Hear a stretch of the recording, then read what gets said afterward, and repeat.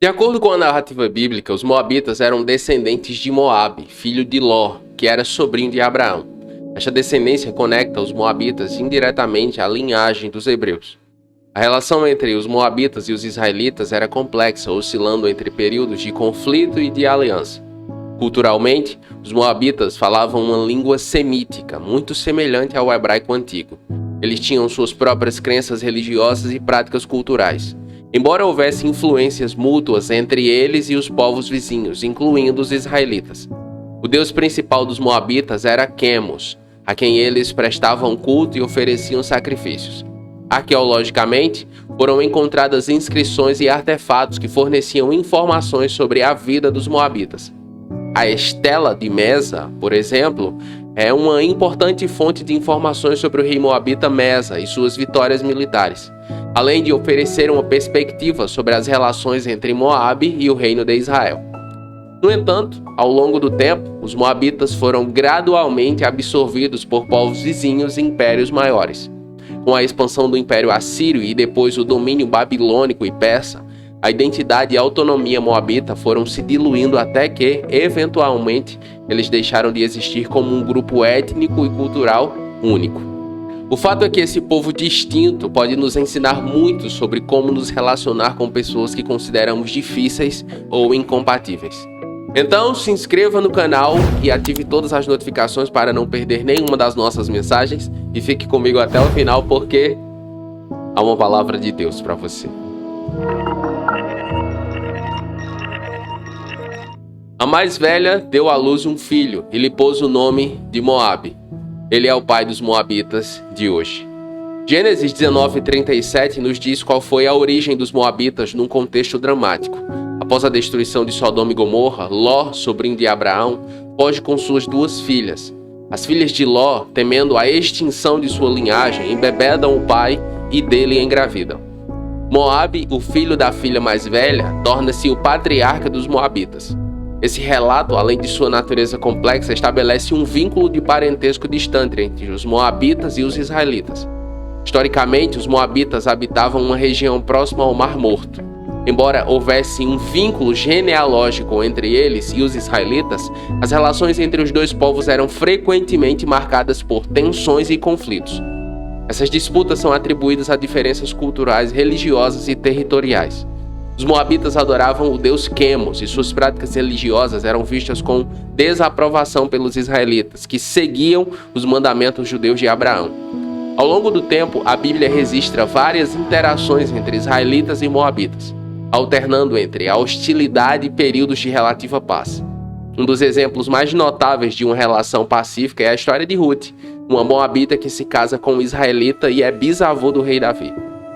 No que se refere a relacionamento com pessoas difíceis, eu aprendo muito com os moabitas, especialmente a partir da sua origem. Perceba que a origem deles é uma origem totalmente incomum, é um incesto, é o pai tendo relação sexual com suas filhas. E a partir dali surgem duas nações, uma delas os moabitas. Para conhecer alguém, é muito importante que nós desenvolvamos relacionamento com ela e conheçamos sua história. Porque muitas vezes o comportamento das pessoas é uma extensão da sua história. Elas fazem o que fazem por causa da maneira como elas têm vivido até aquele ponto. Tem um livro que eu gosto demais, que Carol lê para os meninos, é O Perigoso. Qual é a história ou o enredo do Perigoso? É uma topeira que tem o hábito de rotular tudo. Tudo que ela vê, ela rotula, ela coloca uma plaquinha para identificar. E ela encontra um crocodilo. E quando ela encontra o crocodilo, ela rotula ele de uma série de coisas, inclusive de perigoso. Mas à medida que ela vai desenvolvendo relacionamento com ele no livro, ela percebe que ele não é nada daquilo que ela imaginava que ele fosse. Ela é um amigo. O que eu aprendo com isso é que nós precisamos parar de rotular as pessoas sem conhecê-la.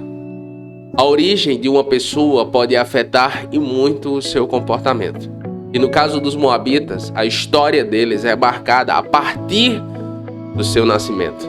E nesse ponto nós vemos a importância da volta de Jesus. Porque Jesus vai voltar e vai restaurar todas as nações. todas essas histórias de sofrimento, dor, de angústia serão restauradas nele.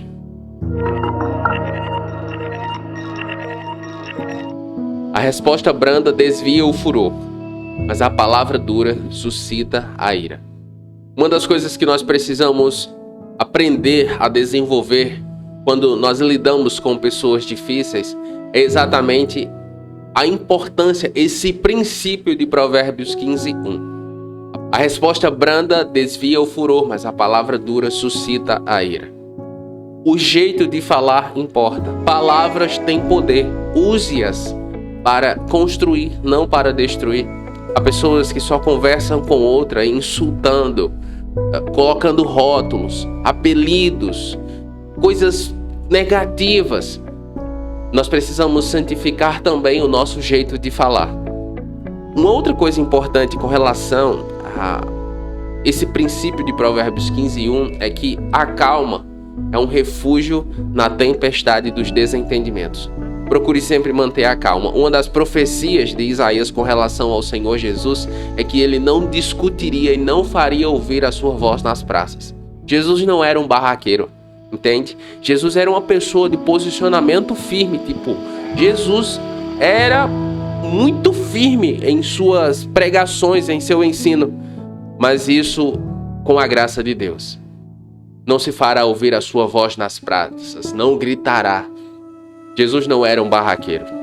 A calma é um refúgio na tempestade e nos desentendimentos. E Jesus teve de lidar com muitas pessoas difíceis, inclusive os fariseus. Pessoas que queriam matá-lo. Mas nós precisamos lembrar que a paz começa com um passo de compreensão. A empatia. Procurar compreender o lado do outro. E Jesus fez isso sim. Sempre fez isso. Até com os fariseus. Ele sabia que nós somos pecadores. E no Calvário, pendurado, ensanguentado, torturado, ele diz: Pai, perdoa-lhes, porque eles não sabem o que fazem. Isso é colocar-se no lugar do outro. Jesus sabia que como pecadores, a nossa compreensão sobre Deus é totalmente alterada. Então, para lidar com pessoas difíceis, é muito importante que você comece a colocar-se no lugar delas, a entender sua história. Eu aprendo isso com os moabitas. Se possível, quanto depender de vós, tende paz com todos os homens. Nós não temos como ser amigo de todo mundo, amigo de verdade. Nós não temos como ser amigos de verdade de todo mundo. Mas nós podemos desenvolver bons relacionamentos com todo mundo. Sim. Nós podemos ser cordiais uns com os outros. Uma pessoa que me ensina muito sobre isso é o irmão André. O irmão André, o fundador da missão Portas Abertas, que hoje dorme no Senhor, ele esteve com muitas pessoas que nós consideramos incompatíveis. Líderes muçulmanos, líderes comunistas. O irmão André conversou com eles e lhes anunciou o evangelho em muitas ocasiões. E por que o irmão André tinha acesso a essas pessoas que a maioria de nós não tem? Por causa das boas relações que ele soube desenvolver com eles. O irmão André sabia ouvir, sabia se colocar, sabia falar, sem abrir mão do seu posicionamento. Paz não é a ausência de conflito, mas a presença de respeito. Eu não preciso ceder ao que todo mundo diz. Eu não preciso abrir mão do meu ponto de vista, da minha fé, das minhas convicções. Mas eu posso aprender a conviver com as diferenças. Muitos cristãos dos nossos dias não conseguem dividir as coisas. Eles querem impor o evangelho às outras pessoas. Lembre-se, você não é Deus, nem eu. Nós não somos juízes. Nós somos ministros do evangelho.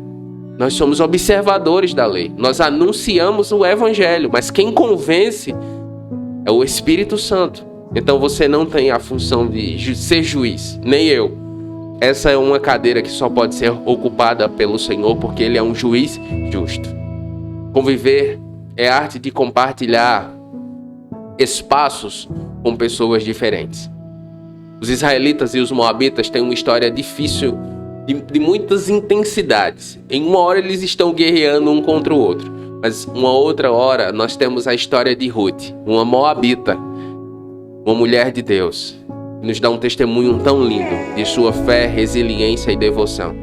E entra para a história fazendo parte da linhagem do Senhor Jesus, o Filho do Deus vivo. Olha isso. Então sim, é possível convivermos com pessoas muito diferentes de nós, sem abrir mão do nosso ponto de vista, sem abrir mão das nossas convicções, mas mantendo a paz. Vamos orar? Senhor Deus, com humildade e coração aberto, nos aproximamos do Senhor para refletir sobre essas lições em relação aos moabitas e israelitas.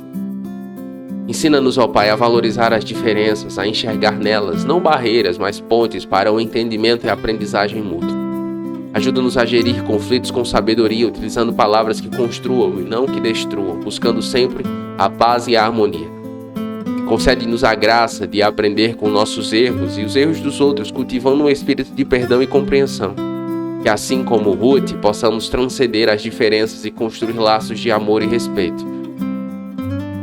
Guia-nos, Senhor, no caminho do amor ao próximo e do respeito, para que possamos conviver em paz com todos. Que nossas ações refletam sempre o Teu amor e a Tua sabedoria. Nós oramos assim crendo em nome de Jesus. Amém. Muitos cristãos dos nossos dias têm enfrentado dilemas espirituais profundos, inclusive gerando muitas vezes crise em sua fé. Mas no meu e-book, Por que te abates, ó minha alma, e por que te perturbas dentro de mim, eu compartilho como eu lidei com esse momento da minha vida e como o desânimo se transformou em ânimo e avivamento. Além da minha história pessoal, eu compartilho a história de outros homens e mulheres de Deus que também passaram por vales de sequidão espiritual e venceram. Um deles, Charles Spurgeon. Para mais informações sobre o e-book, basta você acessar o link que está na descrição ou no primeiro comentário fixado. Voltando ao devocional, qual dos princípios bíblicos mais falou com você? Me diga nos comentários. Neles, você pode fazer o seu pedido de oração e nós estaremos orando com você e por você. Se você ficou comigo até aqui, escreva aí nos comentários. Jesus promove união.